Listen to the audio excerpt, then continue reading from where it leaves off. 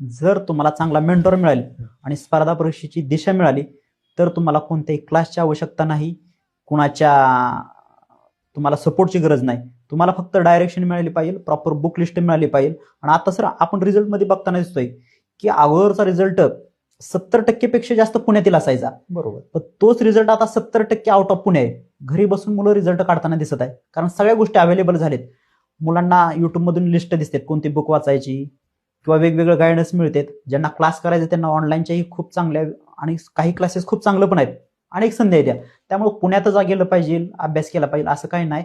माझे अनेक मित्र आहेत आता की आम्ही ज्यावेळेस नागपूरला वनामध्ये ट्रेनिंगला होतो त्यावेळेस बघितलं सर, आमच्या बॅचमध्ये माझ्या माहितीनुसार 30% पेक्षा कमी मुलं होती की ज्यांनी पुण्यात अभ्यास केला. 70% मुलं आउट ऑफ पुणे अभ्यास करणारी होती. ते आता आपल्याला बदल होताना दिसतंय.